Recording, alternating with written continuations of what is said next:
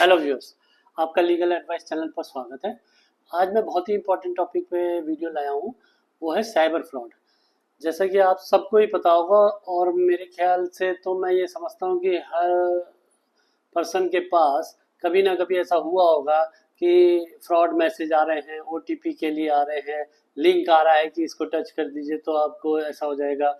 ये सारे मैसेज आ रहे हैं और कईयों के साथ फ्रॉड भी हो रहा है और अनऑथराइज ट्रांजैक्शन के थ्रू पैसा कट जाता है और ये हमारा हार्ड अर्न मनी होता है। लेकिन अब वो गया तो अब क्या करें, और इस सब का सलूशन पता नहीं है, परेशान होते हैं, टेंशन हो जाती है। तो आज मैं उस टॉपिक पे बात करूंगा और एक high court, Rajasthan high court का रीसेंट जजमेंट है, उसको भी डिस्कस करेंगे इसी टॉपिक पे। तो हुआ ये कि पहले फैक्ट्स देख लेते हैं कि एक पर्सन थे, उन्होंने करंट अकाउंट अपना बैंक में खोल रखा था, जयपुर की बात है। तो और उनकी जो है उस करंट अकाउंट के साथ उन्होंने एक ओडी फैसिलिटी ले रखी थी। ओडी फैसिलिटी आप सबको पता होगी, ओवरड्राफ्ट फैसिलिटी, जिसमें जैसे जितना, जैसे मान लीजिए मेरे पास 5 लाख की ओडी फैसिलिटी है तो 5 लाख तक का अमाउंट मैं कभी भी यूज़ कर सकता हूँ बैंक के थ्रू। और जितना अमाउंट हम लेंगे उतना ही उस दिन, जिस दिन लेंगे उस दिन से इंटरेस्ट चालू हो जाएगा और उसको रीपे कर दिया फिर वो। तो ऐसे चलता है, उसके लिए लोन वगैरह लेने की जरूरत नहीं है। जितना अमाउंट की ओडी फैसिलिटी है उतने तक हम कभी भी ले सकते हैं, तो वो टेंशन नहीं। तो वो ओडी फैसिलिटी होती है, ओवरड्राफ्ट फैसिलिटी। तो ऐसे ही उन्होंने ले रखी थी। अब हुआ ये कि 11 फरवरी 2022 की बात है ये, कि एकदम शाम से लगभग 3-4 बजे उनका सिम जो है में कोई प्रॉब्लम आई और वो हैक हो गया और मतलब मोबाइल बंद हो गया। और उन्होंने गलती ये थी कि ईमेल आईडी बैंक पे अपडेट नहीं थी उनके। शाम 6 बजे के बाद से उनका ट्रांजैक्शन अनऑथराइज वाला शुरू हुआ, फ्रॉड। और अगले दिन 12 तारीख तक 16 बार ट्रांजैक्शन हुआ और अमाउंट जो है उनके अकाउंट से डिडक्ट हो गया। अब जब उन्हें अगले दिन बाई चांस ये उन्हें पता नहीं चला, अगले दिन जब उन्हें ज़रूरत थी कुछ तो उन्होंने ट्रांजैक्शन करने की कोशिश करी तो वो हुआ नहीं। तो उन्होंने कॉल किया, जो नंबर प्रोवाइड किए जाते हैं बैंक को। तो वहाँ से पता चला कि वो तो सारी लिमिट आपने यूज़ कर रखी है। तब उन्हें शक हुआ तो उन्होंने ट्रेस किया, फिर वो उन्होंने तुरंत उसकी सेकेंड डे कंप्लेंट करी बैंक में ईमेल के थ्रू कि भाई ऐसा ऐसा हो गया है, इतना अमाउंट कट गया है, मेरा मोबाइल ख़राब था तो मुझे पता नहीं चला, तो इसको रोका जाए तुरंत। वो कर दिया। अब उसके बाद कुल मिला के उनका 59 लैक्स जो है वो 16 बार ट्रांजेक्शन हुआ 24 घंटे के अंदर और वो सब डिडक्ट हो गया। अब उन्होंने बैंक से रिफंड की बात करी तो बैंक ने कुछ भी एक्शन नहीं लिया। तो ओम्बड्समैन, आरबीआई ओम्बड्समैन में कंप्लेंट की। आरबीआई ओम्बड्समैन ने देखा कि इन्होंने कंप्लेंट की थी बैंक को और उससे 2 ट्रांजेक्शन जो है वो डिनाई कर दिए। तो उसको देखते हुए सब मिला के 15,60,000 रिफंड करने के लिए बैंक को डायरेक्शन कर दी उन्होंने। लेकिन उनका तो 59 लैक्स गया था। तो फिर मामला पहुंच गया high court, Rajasthan high court. Rajasthan high court ने ये सारा डिस्कस किया, देखा फैक्ट्स क्या थे। उन्होंने देखा कि एक आरबीआई का सर्कुलर है, आरबीआई का सर्कुलर, इस मेन आरबीआई का सर्कुलर है आज के टॉपिक।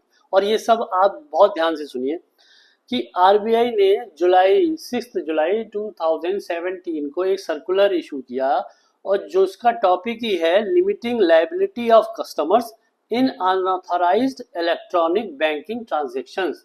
जो अनऑथराइज्ड बैंकिंग ट्रांजैक्शन हो जाते हैं, मतलब ये फ्रॉड वाले, उसमें जो कस्टमर्स की लायबिलिटी क्या होगी उसके बारे में ये स्पेसिफिक सर्कुलर इशू है, जुलाई 2017 का।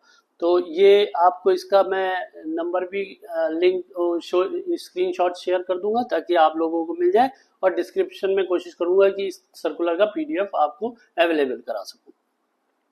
अब इसमें उन्होंने पहले देखिए, अब बहुत ध्यान देने की बात यह है कि इसमें तो पहले तो उन्होंने ये बताया कि क्या क्या हमें हमें कस्टमर को करना है, ठीक है। तो पहले देखिए, पहले तो बहुत अलर्ट रहने की जरूरत है। ये सबको पता है किस तरह के फ्रॉड चल रहे हैं आजकल, किसी भी तरह से वो डिडक्ट हो जाता है। अच्छा, कुछ का मोडस ऑपरेंडी ये होता है कि बड़ा बड़ा अमाउंट एक बार में कट जाता है। कुछ लोग जो फ्रॉड कर रहे हैं उनका मोडस ऑपरेंडी क्या होता है, छोटा अमाउंट काटते हैं, 500, 1000, 2000। अब इसके लिए आप क्या फाइट करेंगे। तो ये सब है, लेकिन पैसा तो भाई गलत तरीके से अगर जाता है तो सबको बहुत फील होता है। तो इस सब के लिए ये सर्कुलर बहुत हेल्पफुल है। तो पहली बात तो हमें सबको अलर्ट रहना है कोई ऐसे नहीं कि चलते फिरते हमने आया और हमने पास कर दिया, ओटीपी डाल दिया, या लिंक आया कि इस पे लिंक टच करिए तो ये हो जाएगा, तो उस लिंक को टच कर दिया, फिर पैसा डिडक्ट हो गया। तो बड़े के अलर्टनेस के साथ पहले तो सब देखा पढ़ा, फिर जो है एक्शन लिया।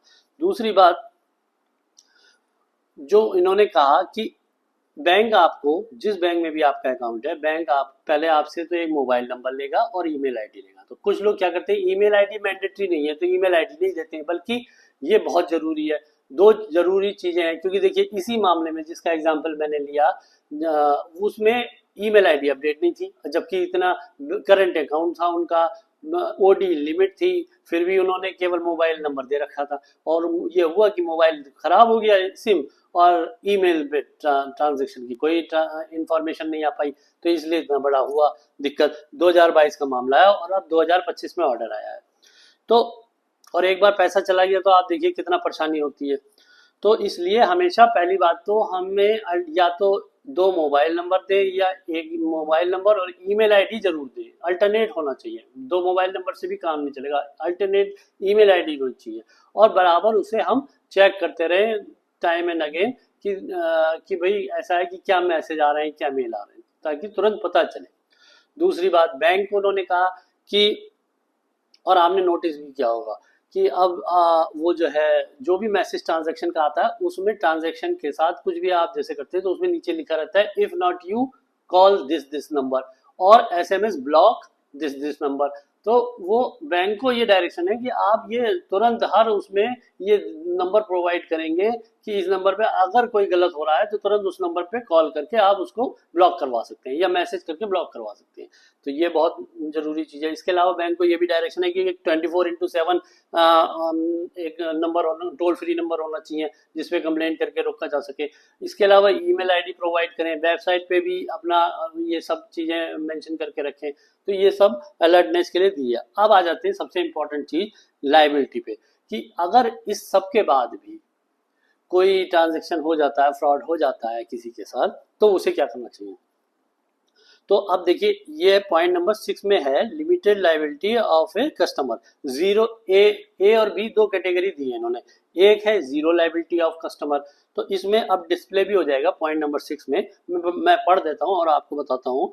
A customer's entitlement to zero liability shall arise where the unauthorized transaction occurs in the following event। Zero liability कब से चालू होगी, ये इन फॉलोइंग इवेंट्स में अब उन्होंने बताया है। दो कैटेगरी है इसकी भी। पहला, contributory fraud, negligence, deficiency on the part of the bank irrespective of whether or not the transaction is reported by the customer।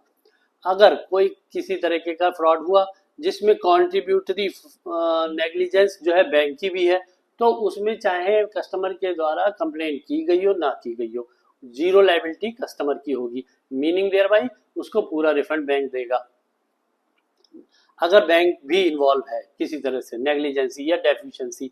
ठीक है। दूसरा पार्ट ये ज्यादा इंपॉर्टेंट है, क्योंकि देखिए बैंक का इन्वॉल्वमेंट ना तो जब ट्रांजैक्शन हुआ ऐसा फ्रॉड हुआ तो आपको एकदम से पता चलेगा, तो इसलिए कंप्लेंट करनी जरूरी है। ठीक है। जो सेकंड पार्ट है वो बहुत इंपॉर्टेंट है कि third party breach where the deficiency lies neither with the bank nor with the customer but lies elsewhere in the system and the customer notifies the bank within 3 working days of receiving the communication from the bank regarding the unauthorized transaction। तो अगर कोई ये fraud वाला transaction होता है जिसमें ना तो बैंक इन्वॉल्व है ना कस्टमर की कोई गलती है, तो उसमें उस सिनेरियो में अगर कस्टमर 3 दिन के अंदर, 3 दिन टाइम दिया, ये बहुत इंपॉर्टेंट है 3 दिन, और ये 3 दिन तो बहुत होते हैं। 3 दिन के अंदर अगर कस्टमर बैंक में कंप्लेंट रेज कर देता है तो उसकी जीरो लायबिलिटी होगी, मीनिंग उसको पूरा रिफंड बैंक देगा। ठीक है। तो अब इससे क्या क्लियर हो गया, जीरो लायबिलिटी कैसे हो जाएगी क्रिएट। आपके साथ अगर कोई मिसहैपनिंग होती है और ट्रांजैक्शन फ्रॉड हो जाता है और आपका पैसा डिडक्ट हो जाता है, तो आप, और जैसे ही आपको पता चलता है तो आप विद इन 3 डेज, 3 डेज तो बहुत हो गए, तो 3 डेज, विद इन 3 डेज आप बैंक को इन्फॉर्म करें, कैसे भी करें, और उसका एविडेंस अपने पास रखें और कंप्लेंट रेज कर दें। अगर आप ऐसा कर देते हैं तो आपका चाहे 1,000 रुपये कटा है, 5,000 कटा है, 50,000 कटा है, 50 लाख कटा है, आपकी जीरो लायबिलिटी है, आप बैंक आपको रिफंड करेगा। ये बहुत ही इंपॉर्टेंट सर्कुलर है जो नॉलेज में सबके ज्यादा से ज्यादा आना चाहिए, क्योंकि लोग परेशान हो जाते हैं, पैनिक हो जाते हैं, अब क्या करें, इतना पैसा चला गया, क्या करें, कंप्लेंट कर रहे हैं, पुलिस में कर रहे हैं, FIR कर रहे हैं, लेकिन उन सब में वो उतनी इफेक्टिव इसलिए नहीं होती क्योंकि वो तो प्रोसेस में टाइम लगता है। लेकिन ये बहुत इंपॉर्टेंट सर्कुलर है गवर्नमेंट का, RBI द्वारा जारी। तो इसमें उन्होंने सीधे सीधे जीरो लायबिलिटी फिक्स करी है कस्टमर की, अगर वो 3 दिन के अंदर ट्रांजेक्शन के रिगार्डिंग, फ्रॉड ट्रांजेक्शन के रिगार्डिंग कंप्लेंट रेज कर देता है कंसर्न बैंक में। अब आ जाते हैं दूसरा, लिमिटेड लायबिलिटी ऑफ कस्टमर। ये पॉइंट नंबर 7 में बताया है। अब ऐसा हो जाता है, देखिए कि मान लीजिए आप बाहर हैं, आपको नहीं पता चल पाया, 3 दिन निकल गए, कंप्लेंट रेज नहीं कर पाई या किसी और तरीके से 3 दिन निकल गए, तब जीरो लायबिलिटी से बाहर आ जाएंगे कि जीरो लायबिलिटी जो कस्टमर की बताई थी कि पूरा रिफंड होगा, वो नहीं होगा। लेकिन लिमिटेड लायबिलिटी ऑफ कस्टमर का जो प्रोविजन किया गया वो क्या कहता है, 7, एक कस्टमर, ये डिस्प्ले भी होगा, a customer shall be liable for the loss occurring due to unauthorised transactions in the following cases. इन केसेस में वो कस्टमर भी जो है वो लायबल होगा। पहला, in cases where the loss is due to negligence by a customer की नेग्लिजेंस पे हो, such as where he has shared the payment credentials. अब जैसे गलती से ध्यान नहीं रहा, चलते रहते में वो मैसेज आया, उनका फोन आया उधर से कि आपके पास आया होगा, OTP बता दिया, आपने बता दिया, ध्यान नहीं दे पाए। तब जो है in cases where the loss is due to negligence by customer, तो ये नेग्लिजेंस हो गई, तो उसमें the customer will bear the entire loss, तो कस्टमर को पूरा लॉस जितना भी पैसा डिडक्ट हुआ है वो उसको बियर करना पड़ेगा, until he reports the unauthorised transaction to the bank. लेकिन कब तक, जब तक कि वो बैंक को इन्फॉर्म नहीं कर देता है। Any loss occurring after the reporting of the unauthorised transaction shall be borne by the bank. उसके बाद अगर कोई भी लॉस अकर होता है, मान लीजिए इधर एक ट्रांजैक्शन हुआ, जैसे उसमें 16 बार ट्रांजैक्शन हुआ, इस मामले में जो है मैंने अभी डिस्कस किया, तो अगर वो पहले तुरंत बता देते तो बाकी ट्रांजैक्शन रुक जाते। तो जैसे ऑम्बड्समैन ने भी कहा कि 2 ट्रांजैक्शन डिनाई हो गए आपके इंफॉर्मेशन के बाद, तो उसका उन्होंने रिफंड कर दिया। तो ऐसे ही उन्होंने कहा कि अगर जब तक नहीं करता है तब तक तो सारी कस्टमर की लायबिलिटी है, लेकिन अगर जैसे ही हो जाता है और उसके बाद ट्रांजैक्शन जो हो रहे हैं वो सब बैंक जो है वो देखेगा, उसकी लायबिलिटी है, कस्टमर की नहीं बनेगी।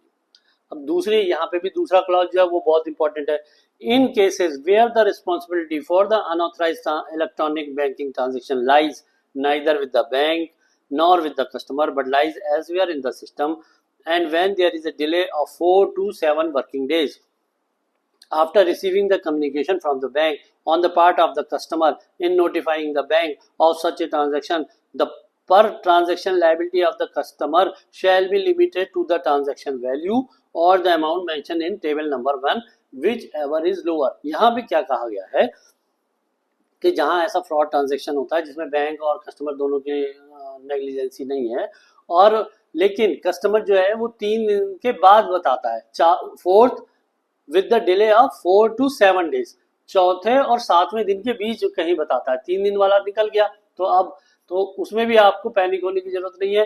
3 दिन निकलने का मतलब ये नहीं है कि पूरा पैसा गया, आप बैंक को इन्फॉर्म करें, चौथे से 7 दिन तक अगर आप कर देते हैं इन्फॉर्म बैंक को तो लिमिटेड लायबिलिटी में आ जाते हैं। और उसमें लिमिटेड लायबिलिटी क्या है कि जो ट्रांजैक्शन हुआ है या तो वो आपको मतलब देना पड़ेगा, मतलब वो तो कट ही गया तो उसकी लायबिलिटी बन गई, और या जो अब टेबल एक दे दिया उन्होंने अकाउंट वाइज, जैसे सेविंग अकाउंट अलग होता है, ODA अकाउंट, प्रीपेड ये इंस्ट्रूमेंट्स होते हैं, या debit card, credit card, current account, इन सबको बाइफरकेट करते हुए उन्होंने बता दिया है, और 5,000, 10,000 और 25,000 की लायबिलिटी फिक्स कर दी है। ये भी टेबल में अभी डिस्प्ले हो रही है, ठीक है, आपके सामने। तो इसमें क्या होगा कि या तो आपका अगर इसका मतलब विच एवर इज लोअर, यहाँ पे ध्यान देने की बात है, विच एवर इज लोअर लिखा है मतलब जो चीज कम है वो उतनी लायबिलिटी आपकी बनेगी। तो मान लीजिए आपका